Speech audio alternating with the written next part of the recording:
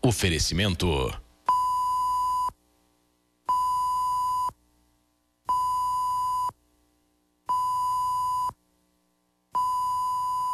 Cristais São Marcos, há 50 anos produzindo arte.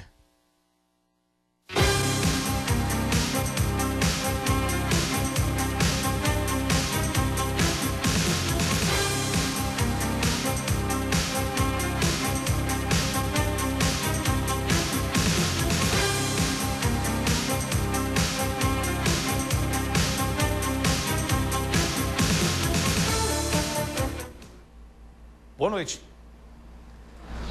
O meu candidato a prefeito. O meu candidato a prefeito pertence ao partido da sinceridade. Não fala somente para agradar, não promete o que sabe ser impossível cumprir. Diz sim quando tem certeza e o não olhando nos olhos das pessoas. Não usa a retórica como arma para a subserviência do outro, entendendo que o poder da comunicação não se concretiza na comunicação do poder. Não manda recados por terceiros, admite seus erros em público e compartilha acertos porque compreende ser fruto de trabalho em grupo.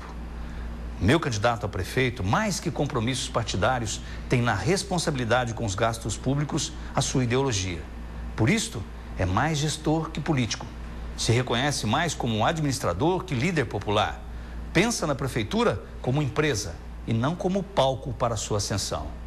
O meu candidato a prefeito não se deslumbra com as vitórias e sabe que a vaidade é o seu principal adversário na vida pública. Não é refém de aplausos, nem é vítima de vaias. Não toma decisões no imediatismo, nem por pressões externas, refletindo muito ao utilizar os refletores da mídia. O meu candidato a prefeito não se apega ao poder, pois o reconhece como transitório, compreendendo que a função é muito mais importante que o cargo. Muda de opinião quando percebe ter se equivocado, porém, não abre mão dos seus valores e de sua coerência. O meu candidato a prefeito não se esconde no eu não sabia, não tira o corpo fora e nem tampa o sol com a peneira. Como operador da máquina pública, não atropela processos, orienta-se na direção da disciplina e da organização, combatendo a morosidade sem esquecer da amorosidade no trato com o outro. O meu candidato a prefeito vê o servidor público como o principal patrimônio da prefeitura, motivando-o principalmente para a qualificação, a capacitação e o treinamento constantes. Assim, é a sua atitude na escolha dos cargos de confiança, buscando os mais capazes e experientes na função, fugindo da pressão de partidos e dos interesses dos pseudo-amigos. Analisa os atributos e não o nome e sobrenome das pessoas. Meu candidato a prefeito, por saber-se imperfeito, está sempre disposto a aprender. Por isto, é um estudante curioso. Não é pessoa de gabinete, pois sabe que é no bairro e nas ruas que está a sua maior escola. E o povo, o seu grande professor. Meu candidato a prefeito não é super-herói, nem salvador da pátria. Não tem compromissos comigo, nem é meu amigo e não quer busto na praça. Meu candidato a prefeito é apenas uma pessoa que compreendeu que a verdadeira corrupção vai muito além do dinheiro. Para ele, corromper-se é vender seus valores, iludir-se com poder, envaidecer-se com o sorriso fugaz da política. Meu candidato a prefeito talvez nem exista, seja pura fantasia ou mera utopia neste mundo real.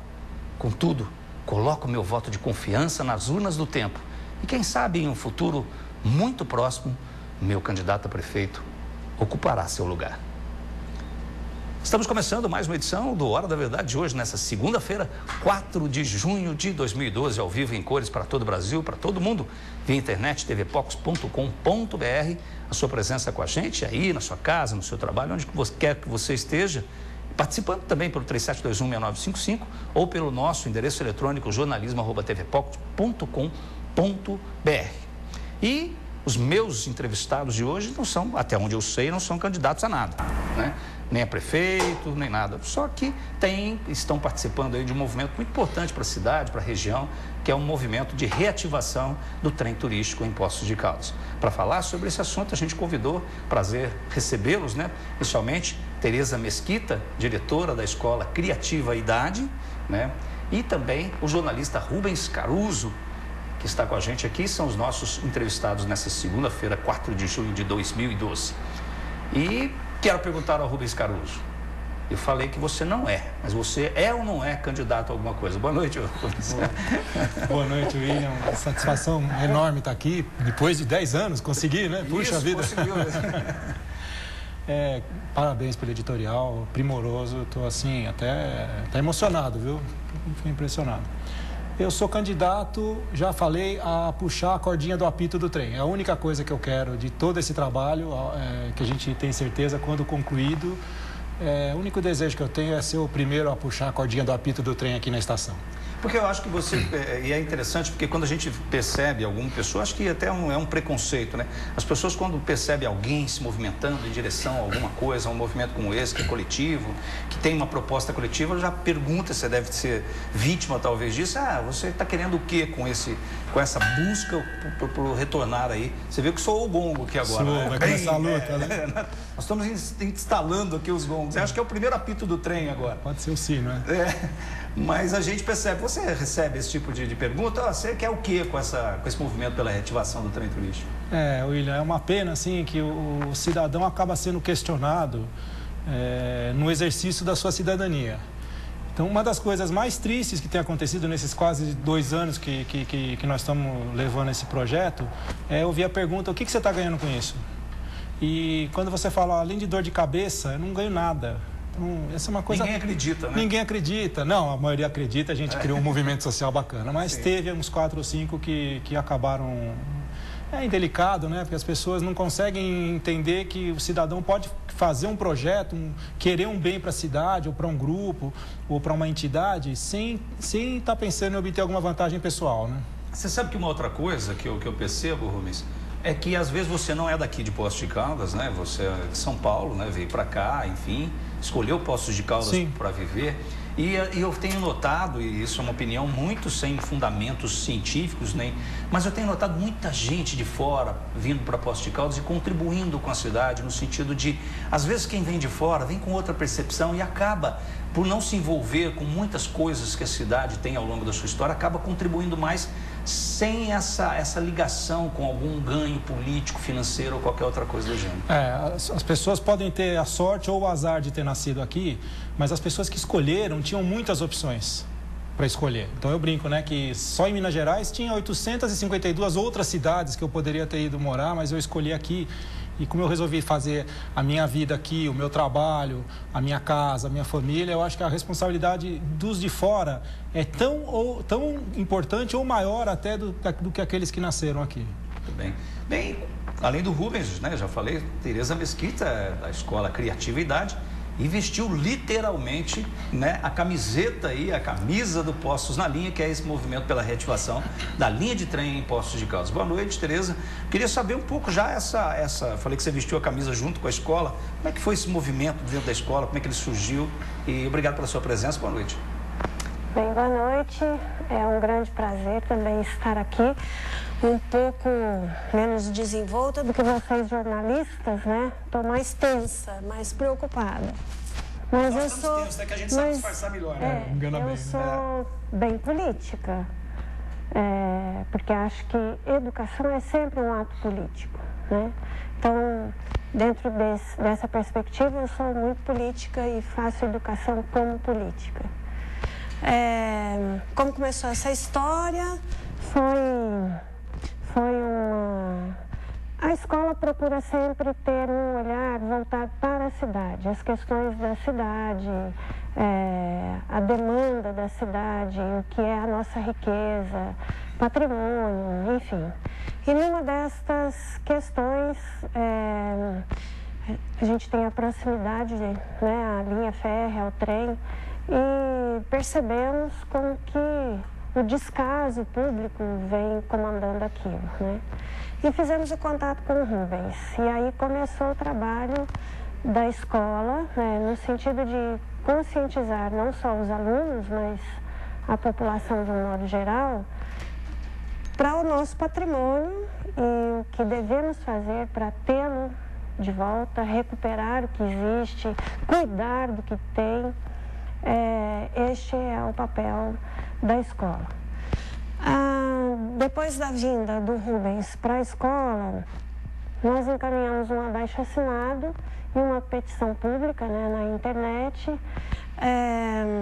que movimentou mais ainda, muitas assinaturas. E esse material todo, ao final do ano, entreguei para a Câmara de Vereadores. E algumas ações foram subsequentes a isso, né? Mas o movimento da escola começa aí junto, no instante em que nos aproximamos mais da história do trem e temos mesmo já esse propósito de educação, que é muito mais desse exercício da cidadania, um exercício constante, além dos muros da escola, muito mais nessa vivência de cada um que está ali, né? Isso é muito importante porque eu também acho que a escola é um grande agente transformador da sociedade, né? Não podemos aceitar as coisas como são e a sociedade tem esse trabalho, né?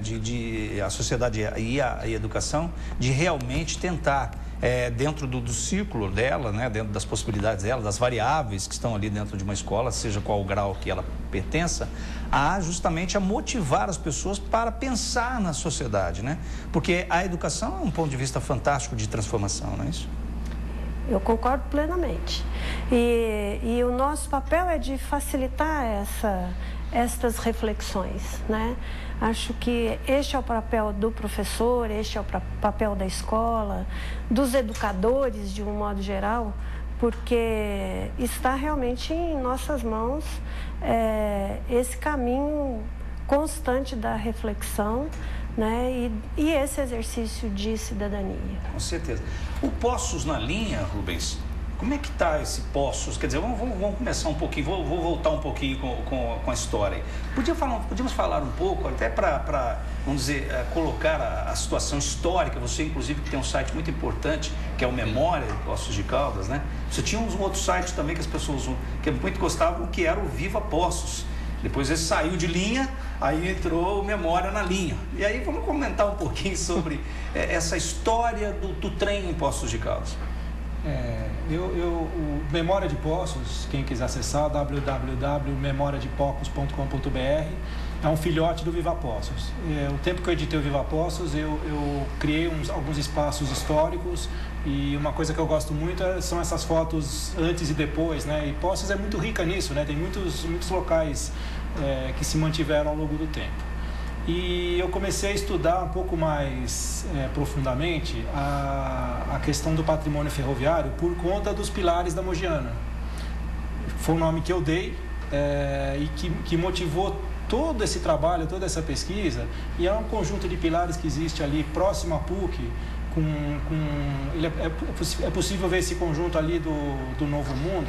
É um patrimônio belíssimo que começou a ser construído exatamente essa foto que nós estamos vendo aí, começou a ser construído em 1883 e em 1886, por ocasião da inauguração do ramal de Caldas. Ali existia uma ponte. Eu tenho até uma imagem aqui, mas acho que vamos ver se a gente consegue captar. Né? Acho Você que tem imagem também no arquivo? Vou tentar colocar. Da locomotiva passando por esse viaduto. E começou a me incomodar ver a situação do patrimônio ferroviário se deteriorando, como de fato estava, e que acabou... Esse viaduto é um outro, é o viaduto do Tajá, que fica no trecho de serra entre Poços e Águas da Prata. Mas é uma construção exatamente similar a essa que nós tínhamos aqui na PUC, na região da PUC. Em 1886, o ramal de Caldas foi inaugurado e, para tanto, esteve aqui na cidade o imperador Dom Pedro II, que eu reputo um dos, se não o maior brasileiro de todos os tempos, pelo menos entre os 5 maiores brasileiros de todos os tempos, ele facilmente se enquadraria. Era um homem avançado, de ideias culturais e progressistas, com ideais republicanos, por incrível que pareça. Apesar de monarca, ele tinha ideais republicanos, e ele esteve aqui junto com a comitiva para inaugurar o ramal de Caldas. Posteriormente, a ferrovia operou continuamente, ou com passageiros ou com cargas, até 1996, que foi o final desse trecho urbano, quando operava somente um trem turístico com 2 carros, 2 vagões. E aí esse patrimônio foi ficando, foi se esquecendo, foi se perdendo, foi se deteriorando. Hoje eu tenho Eu vivo assim num braço de ferro com o Conselho do Patrimônio Histórico, porque eu brigo muito pela preservação daquele espaço. Alguns crimes foram cometidos ali, caso de um caminhão, um caminhão da prefeitura que entrou naquela plataforma que tem ladrilhos hidráulicos, é um espaço tombado, e a gente luta por isso. A primeira luta foi pela preservação do patrimônio. E a partir daí, a gente tendo essa segurança que com essa luta a gente poderia estender a preservação para a opção de ter um trem circulando na área urbana, se possível com uma locomotiva a vapor, uma Maria-Fumaça. A partir dessa perspectiva que nós começamos o trabalho que acabou virando o Poços na Linha. O Poços na Linha, o nome Poços na Linha é uma criação do Álvaro Danza Vilela e do Albert Cagnani. Virou um grupo no Facebook que em 2 semanas reuniu mais de 1.000 pessoas. Então esse foi um fenômeno de movimentação social que a gente considera muito importante. Anterior a isso, anterior ao movimento no Facebook, a professora Tereza já citou, foi a criação desse abaixo-assinado e petição pública. Isso foi um negócio interessantíssimo. Quando eu fui fazer a apresentação, eu tenho um material que eu apresento, já apresentei acho que 12 ou 13 vezes para autoridades, para entidades. E quando eu fui fazer a apresentação lá na Escola Criativa Idade, era um grupo de 60, 70 alunos de várias idades, e no meio da apresentação uma garota de 13, 14 anos se levantou, pediu a palavra e falou: vamos fazer um abaixo-assinado. E aquilo foi um negócio emocionante e se concretizou. Realmente a escola criou esse movimento e hoje a cidade toda comenta o assunto. Bem, eu vou fechar esse bloco, né? Uma pergunta que não é minha, inclusive eu encontrei com um amigo meu, aliás, ele mandou isso pelo Facebook mesmo. Ele falou: William, já que você vai entrevistar o jornalista Rubens Caruso e a Tereza, perguntem a eles, né, principalmente talvez ao Rubens, que está acompanhando mais essa trajetória mais histórica talvez, sobre o que aconteceu com os trilhos, com os dormentes, com as locomotivas que serviam aqui o município, né? Onde é que foi parar tudo isso? Né? Que é a pergunta do meu amigo Fábio Toni, né? Que com certeza está assistindo esse programa, manda um abraço para ele. Na sequência, então, não saia daí, a gente volta e participe. 3721-1955, jornalismo@tvpox.com.br. Até já.